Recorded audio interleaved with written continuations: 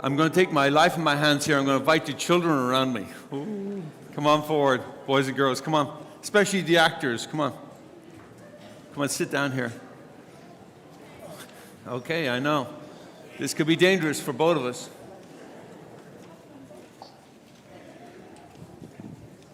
So, boys and girls, I have a question for you.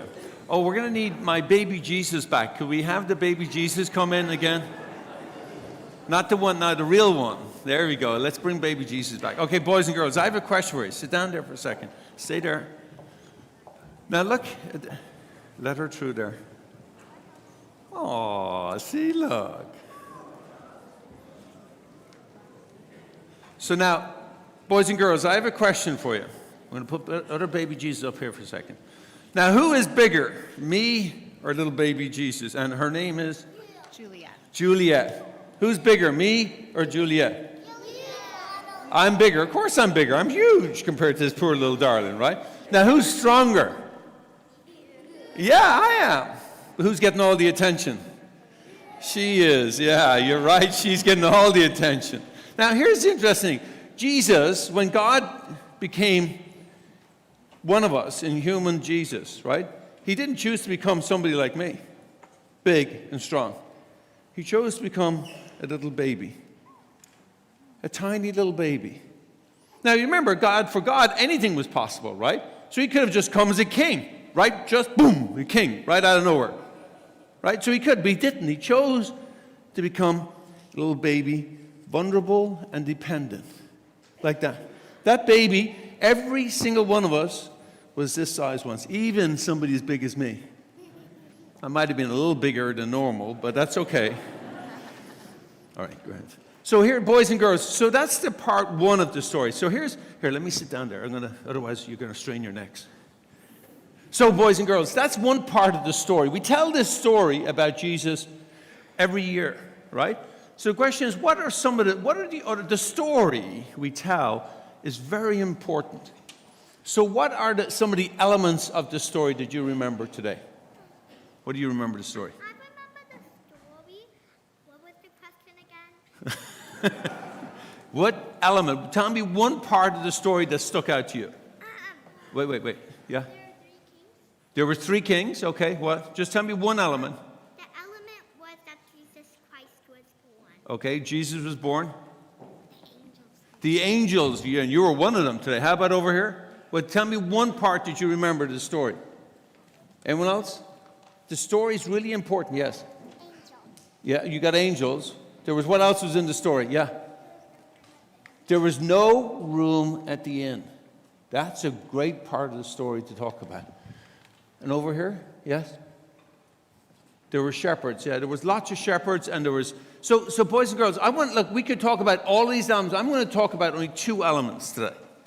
And because I think they're really important. One is that God loves us so much that he took on being a really tiny baby. And that's one part of the element I want to talk about. The other part is there was no room at the inn. Those 2 elements, right? So here's what's interesting. Why was there no room at the inn? Why? Because there was no house. It was full, right? You're right. There was no one out there. The house was full. But why was it full? I know why it was full. Because they need to go to Bethlehem to pay tax. That's right. They had to go to Bethlehem to do the census tax, the census. You're absolutely right. That's right. And there was all these other people, so there was no room for Jesus. And so where did Jesus get born? Where? In a stable. That's a really important. It's a really poor. That's where what? Do you know what a manger means? You know what the word manger means? Yes. No, it means just. That's right. Animals were to get fed. That's animal fed. So the message for us is we are getting fed by Jesus, and that's God's love for us. Is that Jesus is who we are. Now, why there was no room at the inn? Because they were all so busy. And you know what? That was back then, and guess what today, boys and girls? A lot of us are busy again, except we're busy about different things, boys and girls. We forget that the important part of the story is to leave room for Jesus in our inn of our heart. We have to leave room for Jesus.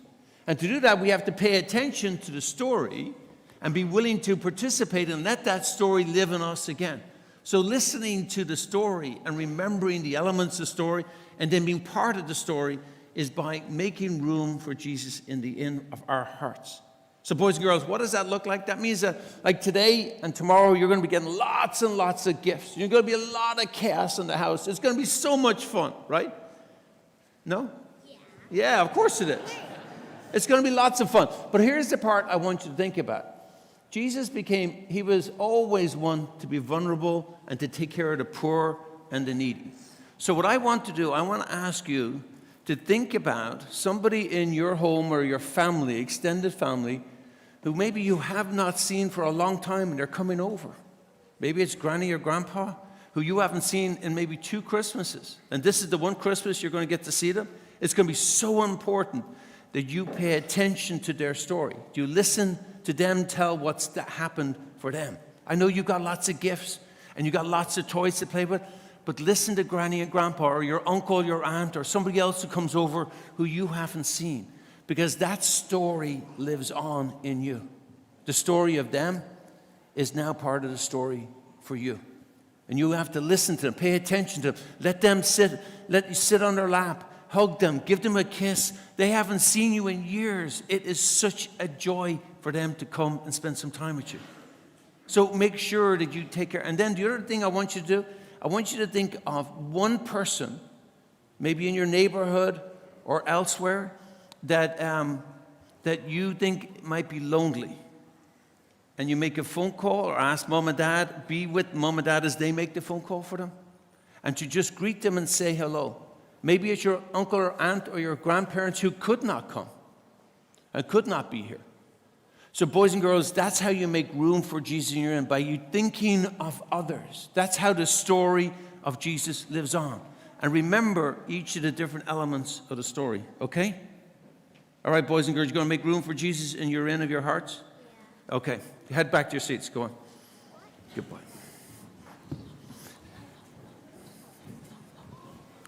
So the temptation for all of us is we get so busy about Christmas. And I think this Christmas, we've all wanted to celebrate Christmas for so long because, well, we haven't had a chance to do it these last 2 Christmases. And so the temptation is to get busy about the commerce, the business of Christmas, which is the gift giving and the parties and the celebration and the food. And all of that is good, it's great. But if we leave no room for God's story in our heart, then we've missed the whole point of Christmas. The whole point of Christmas is the story of Jesus, the story of God's love for every one of us. There's a great author who I love, and she's a social scientist. Her name is Brené Brown, and she recently talked about this one thing that really caught my attention. She talks about the story stewardship. Now, I've heard of financial stewardship, I've heard of time and talent stewardship. I've never heard of story stewardship before. But what it means is that we have to caretake for our story of our lives. We have to care for it. We have to hold it. We have to carry it. And we have to carry and hold the story of each other's story in our own lives. And that means that we have to learn to listen. Sometimes to that grandparent who has told the same story 1,000 times. But that's how we carry the story. And we hold on to that story. But most of all, for Christmas, we carry the story of God's love for us. That He loved us so much to become one of us in a vulnerable baby that needs others to survive. Jesus was always an advocate for the poor and the vulnerable. He stood with them, He dined with them, and He ministered to them. Our role is to look for people in our lives who are lonely, who are wounded, who are broken. I'm sure all of you can think of somebody who has lost somebody this Christmas or this last year since last Christmas. That they, or maybe they are lonely because they've lost one many Christmases ago. And they could do with a phone call from one of us. If every one of us here today was to make a phone call for 2 people, we would spread 1,000 people would get a loving call, a reminder that God loves them. That's how we keep the story alive. So today, let us steward not just our own story and each other's story, but the story of Jesus, the story that God loves us so much that he became one of us.